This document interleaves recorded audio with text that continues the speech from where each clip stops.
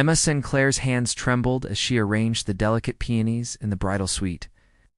As a junior event coordinator for Lion Events, this was her first high-profile wedding. Billionaire Alexander Knight's marriage to socialite Victoria Harrington. At the iconic Bellevue Hotel, the pressure was crushing. Everything must be perfect, Margot, her supervisor, had warned. The Knights don't accept anything less. Emma nodded, tucking a strand of chestnut hair behind her ear. She'd worked 18-hour days for weeks to ensure everything ran flawlessly. The ceremony space was transformed into a white orchid paradise. Crystal chandeliers hung from silk-draped ceilings, and 300 Baccarat champagne flutes awaited. On silver trays at 27, Emma had rebuilt her life after her fiancé vanished with her savings 2 years ago. This job was her second chance, her opportunity to prove herself. The wedding march began. Emma rushed to deliver Victoria's bouquet, cascade of rare white orchids and diamonds, worth more than Emma's yearly salary. As she navigated the crowded corridor, she collided with a server. Time slowed. The bouquet sailed from her hands. She lunged forward, tripping over her heels.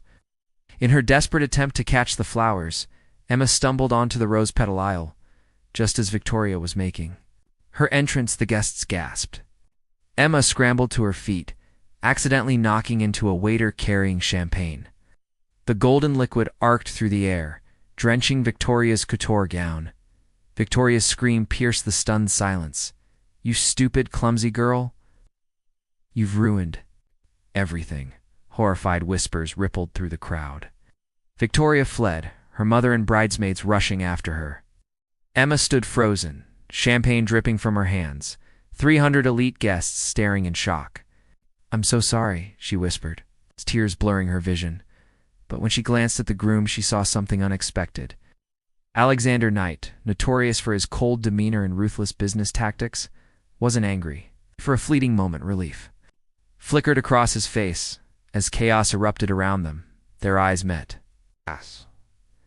In that single, charged moment, something passed between them. An understanding. Then reality crashed back in as Margot grabbed Emma's arm. "You're fired," she hissed. "Get out before you cause any more damage." Emma fled to a deserted corridor, her career in tatters. How could one moment destroy everything she'd worked for? She sank against the wall, tears streaming down her face, unaware that Alexander Knight had followed her. Alexander Knight found Emma sitting on the marble floor of the service corridor, mascara-stained tears tracking her cheeks. He stood watching her for a moment, tie loosened, his own thoughts a confusing jumble.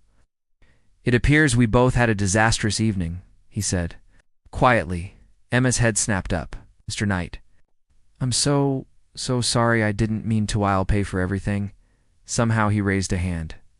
"Please don't." Victoria has been looking for an excuse to leave for weeks. He leaned against the wall beside her.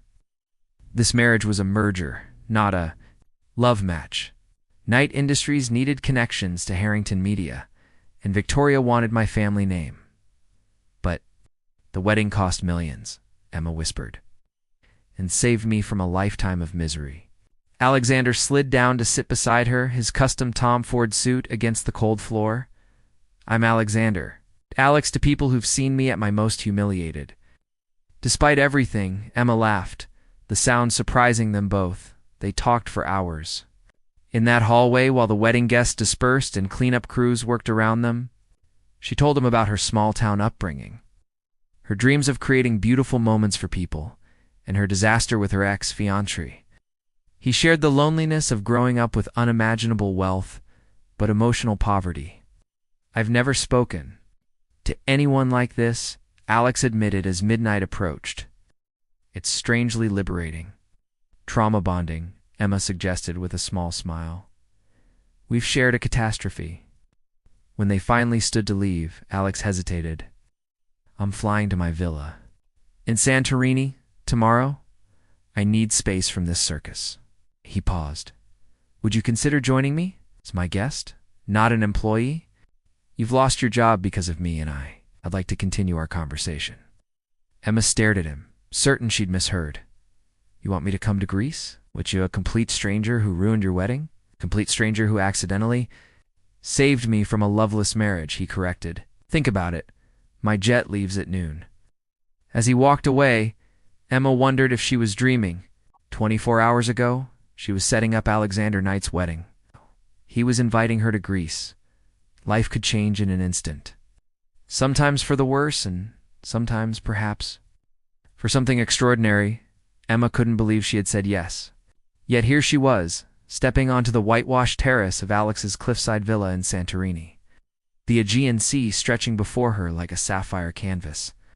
This can't be real, she murmured, taking in the infinity pool that seemed to melt into the horizon. I assure you it is, Alex said, appearing beside her with 2 glasses of wine. Though I half expected you wouldn't come, I almost didn't, Emma admitted. Rational Emma said this was insane. But then I thought, when will I ever get another chance to see what happens after you ruin a billionaire's wedding? He laughed, the sound warming her more than the Mediterranean sun. So over the next few days, they explored the island, wandering through narrow cobblestone streets, dining in tiny tavernas where Alex was treated like family rather than celebrity, watching sunsets that painted the white buildings gold and pink. At night, they talked for hours. Emma learned that behind Alexander Knight's public persona of ruthless business mogul was a man who supported dozens of anonymous charities and knew the names of every employee's children. On their 3rd evening, sitting on the terrace under a blanket of stars, Alex grew serious. Do you know what bothered me most about marrying Victoria? She never once asked why I worked the way I do. He swirled his wine. My father built Knight Industries from nothing, but he was cold, distant. When he died, I promised myself I'd protect his legacy, but never become him. And yet you were about to enter the same kind of loveless marriage he had, Emma observed. Alex looked at her with newfound respect. Exactly. I was becoming exactly what I feared. Emma touched his hand gently. It's not too late to choose differently. Something shifted between them that night, a deepening beyond attraction or friendship. The next morning, Emma's phone exploded with notifications. Someone had leaked photos of her and Alex in Santorini. Headlines screamed, "Wedding wrecker seduces jilted groom and Knight's new conquest, the assistant who destroyed his wedding." Victoria had given an exclusive interview, painting herself as the victim of a calculated scheme. Emma was portrayed as a manipulative social climber who had orchestrated the wedding disaster. I have to go back, Emma said, hands shaking. Parents are being harassed. I can't drag them into this. Alex's face hardened. You're not facing this alone. We're flying back together. His expression softened as he took her hands. Emma, these past days have shown me what I've been missing. I don't want to lose that Oreo. Their first kiss tasted of sea salt and possibility, a tender moment before they faced the storm awaiting them back home. Returning to New York thrust Emma into a spotlight she never wanted. Paparazzi camped outside her apartment building. Her social media overflowed with hateful messages. Former colleagues shared invented stories of her plotting to catch Alexander Knight. Don't read the comments, Alex advised during their daily calls. But Emma couldn't help herself. Victoria had positioned herself as the wounded party, appearing on morning shows with carefully rehearsed tears. The Harrington media empire ensured. Her version dominated the narrative. When Emma's parents began receiving threatening calls at their small Vermont bakery, sheared her breaking point. This has to stop, she told Alex over the phone, voice breaking. Maybe we should just ... end whatever this is. Your reputation is suffering and my family come to my office, Alex interrupted. Now, please. 2 hours later, Emma was escorted. Through Knight Tower's imposing lobby, conscious of whispers following her. Alex's executive assistant, a formidable woman named Helen, met her with unexpected warmth. He's been insufferable since you've been apart, Helen confided, guiding Emma to Alex's office. I've never seen him like this. Alex was pacing when she entered, stopping mid-stride when he saw her. Without a word, he crossed the room and pulled her into his arms. I have a plan, he said against her hair, but I need you to trust me. plan, it turned out, was bold. Alex had scheduled a prime-time interview, his first ever, with the one journalist the Harringtons couldn't control.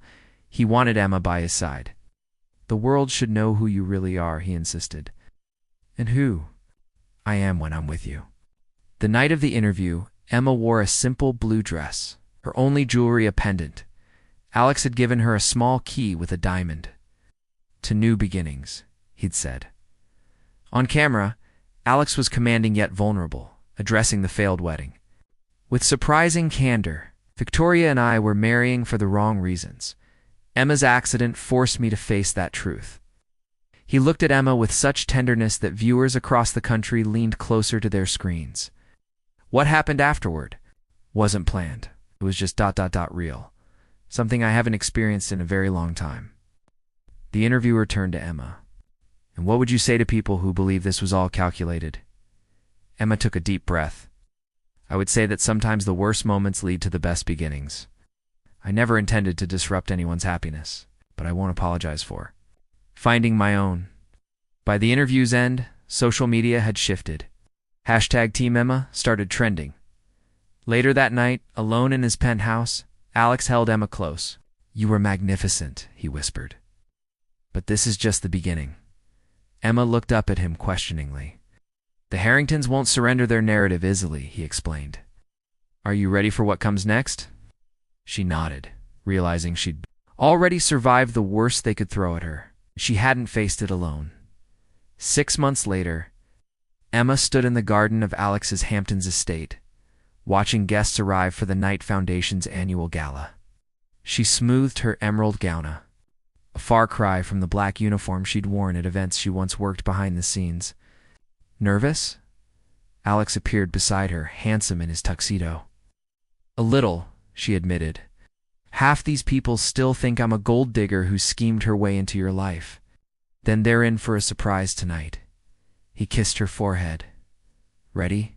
The ballroom was transformed into an enchanted forest, Emma's vision brought to life. After the scandal died down, Alex had encouraged her to start her own event design company. Tonight was its official debut. As Alex took the stage to welcome guests, Emma spotted Victoria and her mother near the back, their invitations impossible to decline given the event's prominence. Their bitter expressions couldn't diminish Emma's. "Joy tonight celebrates second chances," Alex began. "A year ago, I was living half a life, making decisions based on expectations rather than truth." His eyes found Emma's. "And then someone literally stumbled into my path and changed everything." The crowd chuckled warmly. The Knight Foundation is announcing a new initiative tonight, the Second Chance Fund, providing grants to small businesses and entrepreneurs rebuilding after setbacks. He gestured toward Emma. "Inspired by a woman who showed me that our worst moments don't define us." Emma blinked back tears as applause filled the room. Later, as they danced beneath twinkling lights, Alex led her to a quiet corner of the garden. A small table held a single rose and a velvet box. "I had a speech prepared," he said, suddenly looking nervous, "about how you turned the worst day of my life into the beginning of the best chapter, about how you see the man behind the name, how you challenge me and support me. ... Double quotes. He took her hands. "But really it comes down to this. I love you, Emma Sinclair. Will you marry me?" The diamond ring caught the moonlight as he slipped it onto her finger. Unlike the elaborate wedding that never happened, this moment was genuine, intimate, just like their love. "Yes," she whispered. 1,000 times, yes. They kissed. Emma thought about the journey that had brought them here. One catastrophic mistake, one chance meeting, one truth recognized amid chaos. Sometimes, spilling champagne on a wedding dress could be the beginning of a greater love story, Victoria. And her mother slipped away unnoticed as Emma and Alex returned to their guests, their entwined fingers and radiant smiles announcing their news. Before they spoke a word, the headlines the next morning would be kind. This time, Knight finds true love after wedding disaster, and from catastrophe to fairy tale, the real story of Alexander and Emma. One mistake had changed everything. And neither of them would change a thing. As the celebration continued into the night, Neither Emma nor Alex noticed Victoria lingering in the shadows of the garden, her fingers tracing the outline of a small leather diary.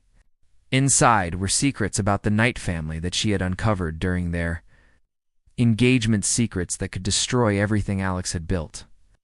"Enjoy your fairy tale," Victoria whispered, her lips curving into a dangerous smile. "This isn't over yet." She slipped the diary back into her purse and disappeared into the darkness. Already planning her return to their lives? Emma and Alex's love story was just beginning, but sometimes the most beautiful beginnings come with unexpected threats waiting in the wings.